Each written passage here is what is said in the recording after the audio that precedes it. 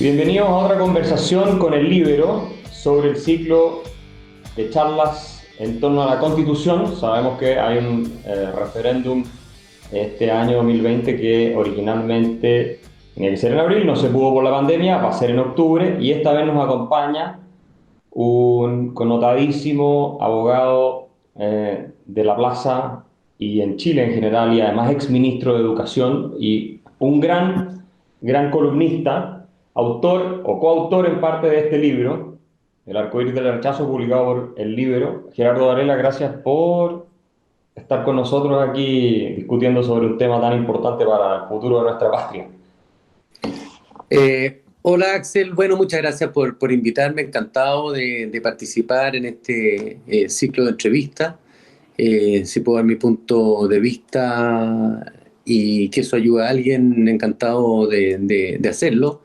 Y un gran saludo a todos los amigos del Líbero que se preocupan de mantener vivo un medio de prensa tan útil y tan valioso en estos días. Así es, sin ninguna duda. Y precisamente el rol de estas entrevistas es más bien educativo. Tú eres una persona muy didáctica en explicar las cosas. Tus columnas generan muchísimo impacto, aparte por el sentido del humor, pero porque abordan temas complejos de manera muy simple. Tal vez partir con una pregunta muy general. ¿Por qué debiera importarnos o por qué debería importarle a la señora Juanita?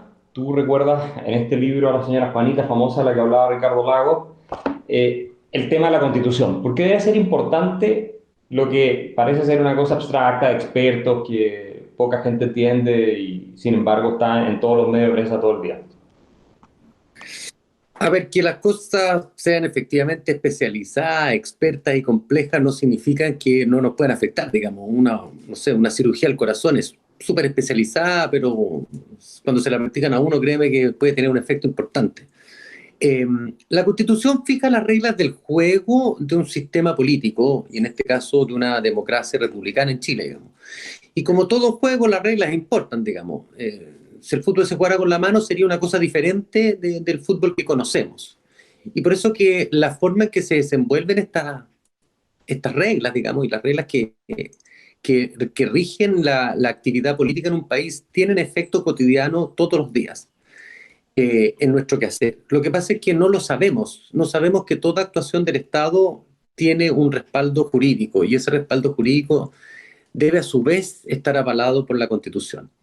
De manera que todo lo que se está discutiendo aquí tiene un impacto importante sobre la señora Juanita. Puede no saberlo, puede no importarle, puede no entenderlo, pero sí le impacta. O sea, el día que el Congreso, por ejemplo, pueda aprobar tributos a la señora Juanita, de pronto puede amanecer un día con un impuesto que solo se entera cuando el Congreso decide hacerlo.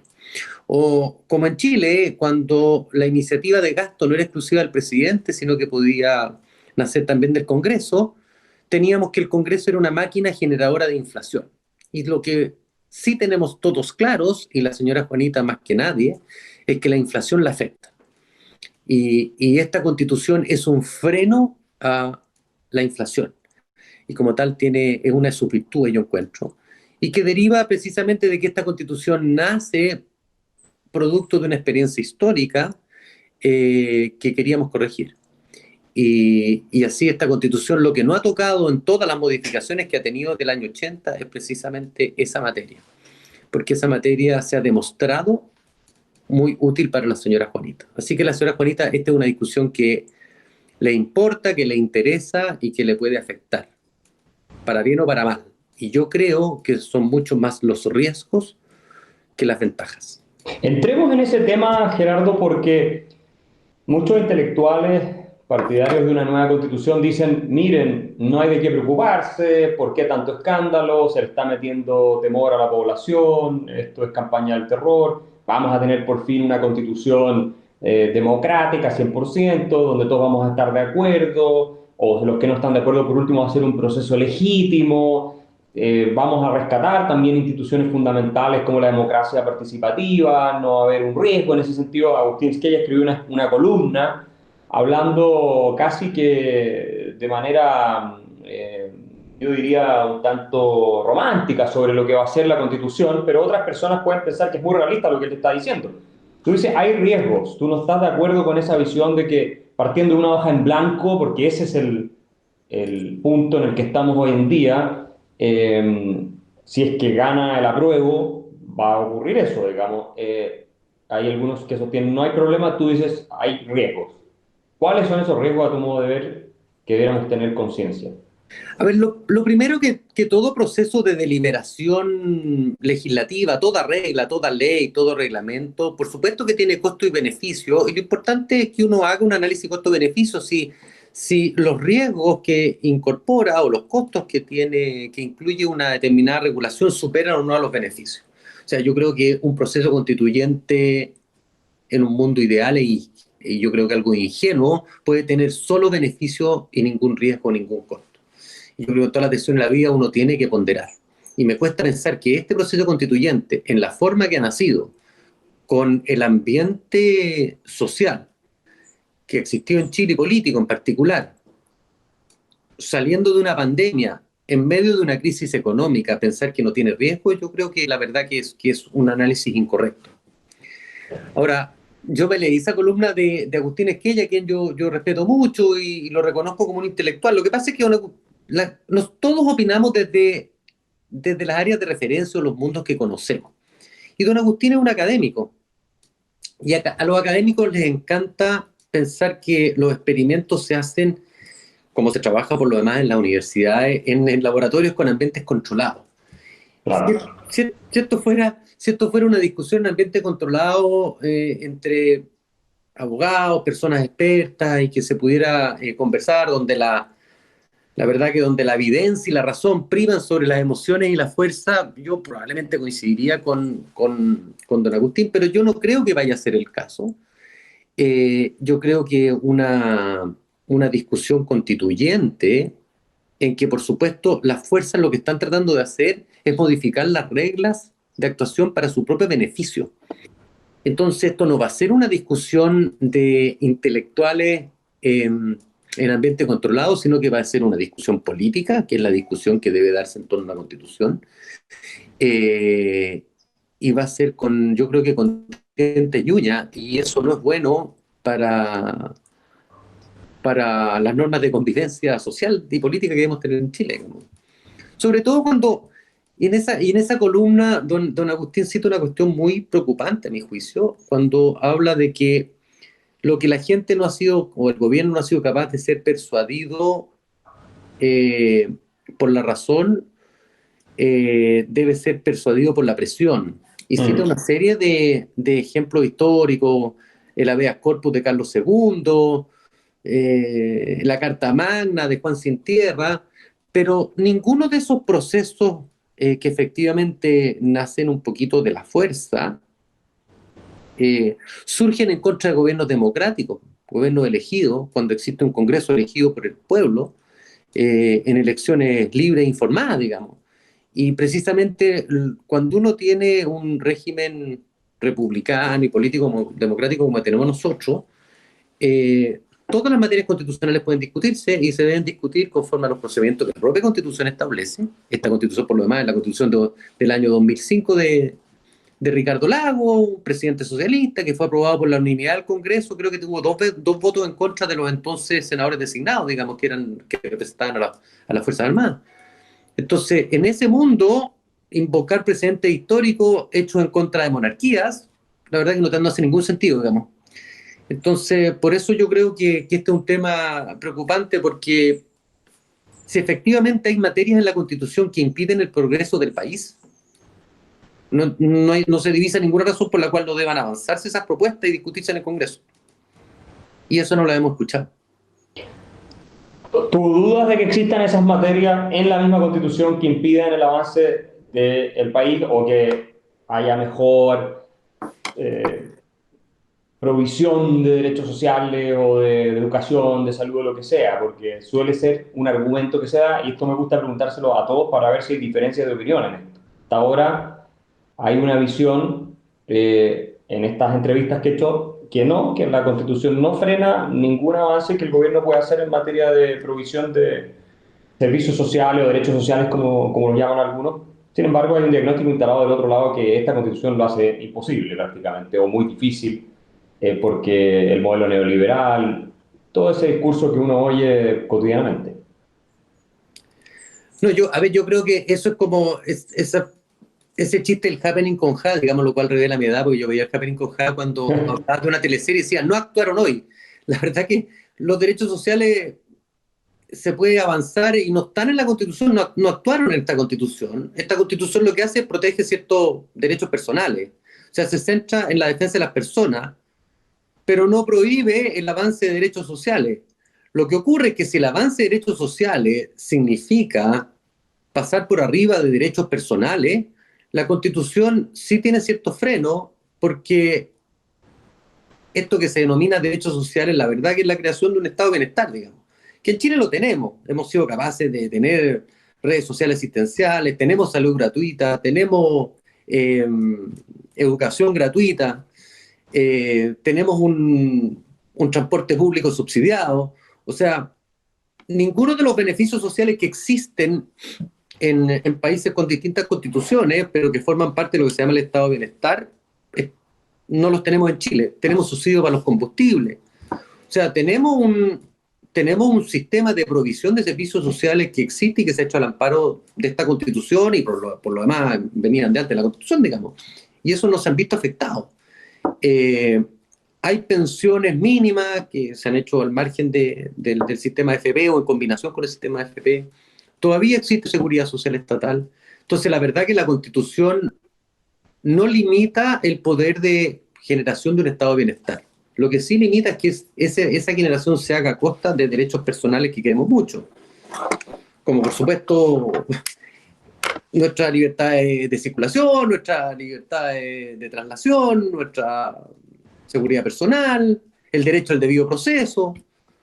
O sea, el derecho a no ser expropiado sin indemnización previa, digamos. O sea, todas nuestras propiedades están sujetas, por supuesto, a la función social. Y si nuestros derechos individuales son un obstáculo para el avance de la sociedad, típicamente cuando se construye una carretera, bueno, el Estado siempre puede indemnizarnos, y nos paga, y nos compra y nos fuerza a salir, digamos. Y así funcionan las comunidades modernas, digamos. Nunca el bien social se hace a costa del mal individual, digamos, al contrario. Entonces, la verdad que la Constitución no ha sido obstáculo para generar una red social, sí ha sido un obstáculo para limitar el poder de la política sobre los ciudadanos y el poder del Estado sobre los ciudadanos. Y eso es importante y hay que reivindicarlo. Y el problema es que esta discusión política lo que hace, yo creo, es que sobre pretexto de dar una más y mejor representación a ciudadanos, lo que hace es que reivindica el poder de los políticos sobre los ciudadanos. Y la gracia de esta constitución es que precisamente limitó el poder de esos políticos, que no siempre están pensando en el bienestar de la sociedad en un todo, sino que los políticos también actúan a veces en defensa de sus propios intereses. Y eso no siempre coinciden con los de la ciudadanía como un todo. Y eso es lo que la Constitución de alguna manera limita. Y yo celebro en esta Constitución.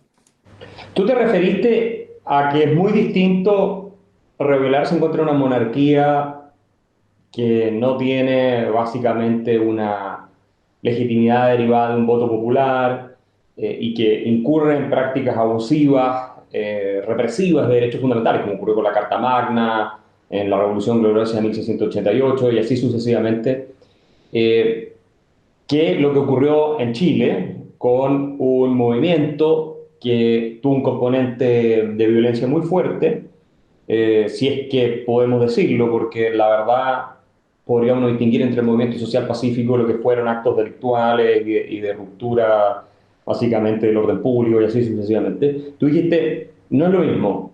Si esta constitución que se está proponiendo gana la prueba y se hace una nueva constitución en ese clima que derivó de la violencia y de lo que dice el mismo Agustín Esquella, que reconoce sí, al final lo que está diciendo, se abrió la puerta gracias a la violencia, eso es lo que está diciendo.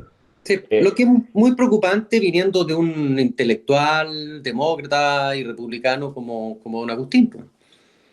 Claro, entonces, ¿cuál es el riesgo que tú ves? ¿Será tan cierto? Porque esto no lo piensa solo él representa una posición, yo diría que bastante general en los que quieren una nueva constitución. ¿Crees que efectivamente se lograría romper este mito de la ilegitimidad de la Constitución chilena si creamos una nueva, pero derivada de esta situación de violencia? ¿Va a ser representativa de un espíritu de colaboración ciudadana o vamos a tener después más adelante tal vez el mismo problema, solo que de otro lado? Se van a estar quejando o van a estar denunciando que esta Constitución fue la Constitución de la bomba Molotov o de la destrucción del metro, lo que sea. A ver, yo creo que el origen del acuerdo constitucional de esa noche de noviembre tiene que ver con un intento de insurrección o revolución que tiene varias vertientes distintas. Yo creo que hay un descontento social en Chile que existía, digamos, en el 2018 y que deriva precisamente de una crisis económica generada en el gobierno pasado Bachelet. Eh, la promesa de que la creación de un estado de bienestar con altos impuestos no iba a afectar el crecimiento económico resultó falsa. Y a falta de crecimiento económico, la gente empieza a sentir que no progresa. Y entonces la promesa de progreso hace que esté dispuesta a perseguir ese vellocinio de oro, digamos, y empieza a reclamar. Y lo que ocurrió, yo creo, cuando uno ve las cifras, es que el primer año del presidente Piñera, efectivamente, Chile creció un 4%, pero no crecieron tanto las remuneraciones en particular, pienso yo, porque había, no sé, pues casi 1 millón de inmigrantes que había traído Bachelet. O sea, yo creo que la economía chilena, parafraseando a Maradona, el segundo gobierno de Bachelet le cortó las piernas. Y porque no podía correr, la criticaron porque era culpa del modelo. La verdad que la economía chilena estaba mostrando recién signos de recuperación el tercer trimestre del año 2019.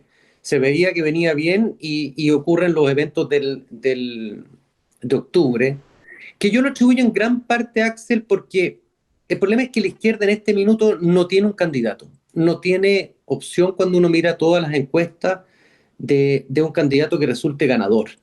Y frente al riesgo de no tener ninguna posibilidad de tomar el poder democráticamente en una elección, se vuelca a la calle. Y hoy día la izquierda, desde octubre del año pasado, está haciendo política en la calle mucho más que a través de las instituciones.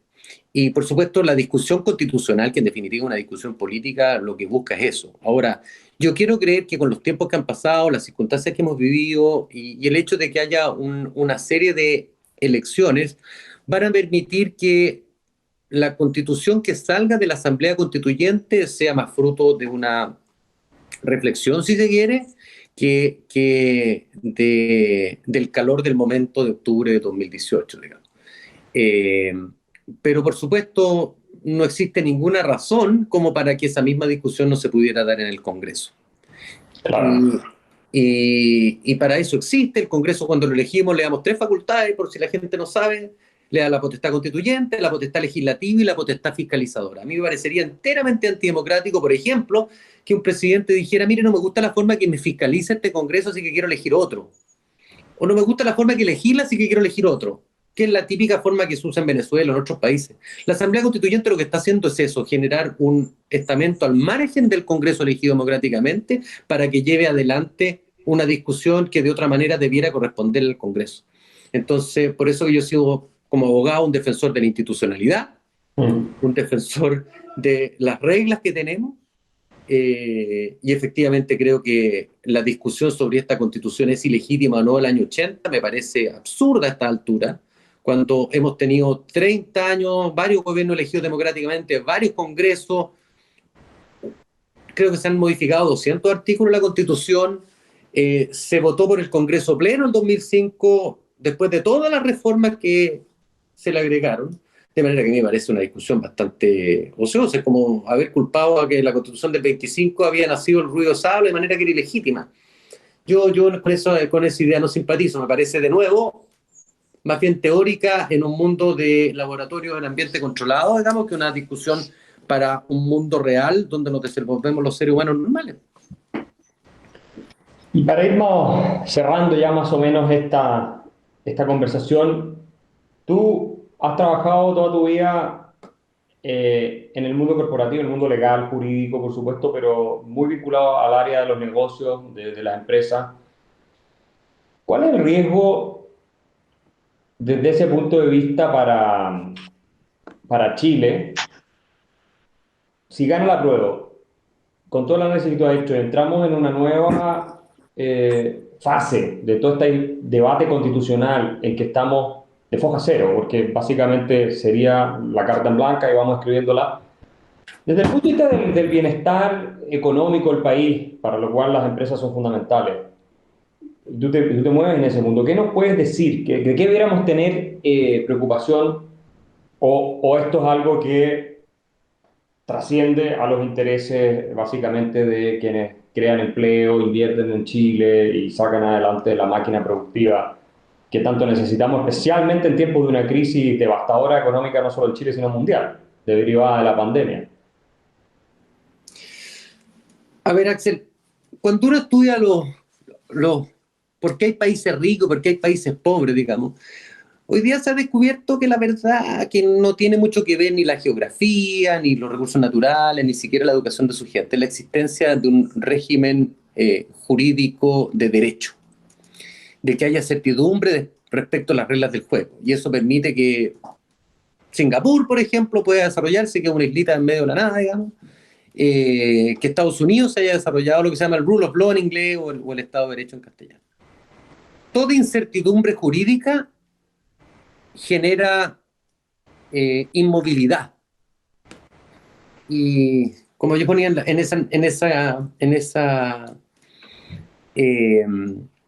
en esa columna sobre la señora Juanita, si la señora Juanita tenía unos pocos ahorros para arreglar su casa, pero le avisan que va a pasar una carretera y que se la van a expropiar, probablemente ella no invierta en esa casa. Todas las personas cuidamos nuestro patrimonio en la medida que podemos conservarlo y mantenerlo en el tiempo para nosotros, para nuestra familia, para nuestros hijos. Las empresas no son distintas. O sea, la idea de que las empresas se mueven en un ecosistema económico diferente que las personas es falso. No hay países en que haya empresas ricas con personas pobres, digamos. Aquí tiene que haber un equilibrio entre el Estado, las empresas, las personas, y todas funcionan en el mismo ecosistema. Y así como para las personas va a haber incertidumbre, y la incertidumbre genera inmovilidad, para las empresas va a ser lo mismo. Y si las personas querían más trabajo, yo creo que va a haber menos. Si las personas querían más inversión, yo creo que va a haber menos. Si las personas querían más oportunidades, va a haber menos, al menos durante el periodo en que se discute la Constitución. Por eso que a mí, a quien me ha preguntado, yo le he dicho, mire, debieran las fuerzas políticas ponerse de acuerdo en ciertas materias que desde luego van a ser discutidas en la Constitución, pero respecto a las cuales hay consenso. Y una de ellas, por ejemplo, es la independencia del Banco Central. Las personas y las empresas deben ser muy temerosas de la inflación. Y la izquierda, históricamente, salvo la izquierda responsable que tuvimos en Chile desde el año 90 en adelante, ha sido en general una mala controladora de la inflación. Los gobiernos de la Concertación no fue así y se preocuparon y entendieron que la inflación afecta a los más pobres. Pero hoy día lo que tenemos es como un renacimiento de una izquierda sesentera, llamémosla. Y esa izquierda sesentera, la verdad que era bastante irresponsable. Cuando yo escuché a un miembro del Frente Amplio, la verdad, diciendo el otro día que en el Frente Amplio no se discutía de economía porque se consideraba que eso era neoliberal, no me asusté porque la verdad que la economía, el principio de escasez no lo inventaron los liberales, los neoliberales, ni digamos. El principio de escasez es tan antiguo como el hombre mismo, digamos. Y la necesidad de priorizar y de asignar recursos también, y eso lo sabe la familia, digamos. Cuando la familia decide salir a un restaurante y no ir al cine, y porque no puede hacer las dos cosas, la verdad que eso no es neoliberal, es simplemente un derivado del principio de escasez. Entonces yo creo que efectivamente nuestra economía se va a resentir en un minuto que uno lo que debiera hacer es darle mucha confianza a todos los privados, no solamente a las empresas, a las personas, para que las personas ahorren, inviertan y desarrollen el país. Y eso no lo van a hacer, yo creo que en un ambiente de crispación política y discusión constitucional en que de nuevo se parte desde cero, como dicen, página en blanco, en que todo está en juego. Si todo está en juego, quiere decir que ni siquiera tenemos certeza que haya haber un poder judicial. Claro. O sea, sin poder judicial no funciona ningún sistema jurídico, económico, político, digamos. Ahora, uno quisiera creer, por supuesto, que va a haber sistema judicial, pero cuando es página en blanco no existe. Y el poder judicial después puede ser, no sé, todos los jueces elegidos políticamente. Imagínate lo que puede ser eso. Cuando hoy día tenemos un cuerpo de jueces profesionales eh, que, que funcionan. Y, Funcionan sobre todo con bastante objetividad y racionalidad. y ese es el mayor riesgo, a tu modo de ver, en caso de hacer una nueva constitución, que terminemos por realmente destruir el país, porque si llegamos a ese punto, No sé si la podemos... destrucción es el destino. Yo creo que los países son resilientes a eso. Yo creo que el desenlace más probable, si no se alinean todos los astros para hacer lo correcto, es que tú tengas un país mucho más incierto, mucho más desordenado, con mucho más incertidumbres jurídicas y económicas, con menor progreso, menor desarrollo. Hemos visto los casos en otros países de la región, digamos, de un lento, progresivo, a veces casi imperceptible empobrecimiento. Yo siempre cito el caso de Argentina, que me da mucha pena porque soy un gran admirador de Argentina, de su pueblo, de sus costumbres. Pero cuando yo era chico, ir a Argentina para nosotros era como ir a un país desarrollado, Europa, digamos, comparado con Chile. Y hoy día no es así. Claro.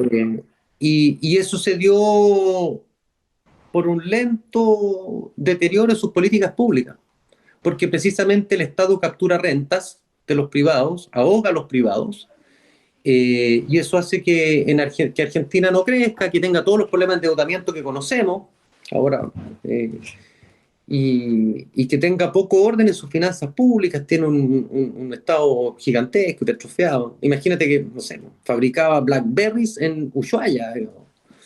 Un minuto se hizo el cálculo de cada BlackBerry que se vendía en $2.000 costaba $200.000 hacerla. Bueno, no tengo idea, era un número así como exorbitante. Entonces, la verdad que yo creo que Chile tiene una tradición democrática, no me parece que el sistema democrático esté en juego a propósito de la Constitución, pero sí me parece que las reglas del juego que permiten y promueven el desarrollo y prosperidad de los países que hoy día están consagrados en la Constitución son los que están en juego. Esperemos que no llegue a ese punto y que el rechazo tenga opciones. ¿Tú crees que tiene opciones de ganar el rechazo? Eh, yo creo que sí, porque al paso y medida que la gente se ha ido educando, ha ido estudiando, ha ido preguntando, ha ido escuchando sobre qué es lo que es una constitución, para qué sirve, qué se puede esperar de ella y qué es lo que no se puede esperar de ella, cuáles son los riesgos involucrados. Eh, la gente yo creo que va a ser más reflexiva. Y si eso se da en un ambiente de crisis económica como es la que todos anuncian, que es aquella con la cual vamos a salir de esta pandemia, digamos, pienso que la gente puede ser responsable, puede ser prudente y decir, mire, si alguien tiene una reforma constitucional que efectivamente ayude a promover más felicidad, prosperidad y riqueza para este país, bueno, que la presente en el Congreso porque es el lugar donde debe discutirse. Sobre todo que van a estar muy próximas las elecciones del Congreso siguiente. Entonces, ¿por qué tener dos órganos en paralelo? ¿Por qué simplemente no rechazar y decir, mire, démosle un mandato constituyente claro al próximo Congreso? Tiene la misma representatividad que tendría una Asamblea Constituyente. Se elegiría con ese mandato claro y que en ese Congreso se discuta, como podría ser hoy día, digamos, porque van a estar casi simultáneamente funcionando los dos órganos. Además, esto tiene un costo económico grande para el erario fiscal, en circunstancias que esa plata tiene un costo de oportunidad, debiera Claro. utilizarse en programas sociales, en ayudar a la gente que lo necesita, en promover obras públicas que permitan invertir y crecer y construir y mejorar la infraestructura para este país. O sea, yo creo que hay muchos mejores usos para estos recursos humanos y financieros de la sociedad chilena que una asamblea constituyente que puede perfectamente canalizarse toda esa discusión a través del Congreso. Y me parece más honrado con nuestra tradición democrática y republicana y legalista, digamos.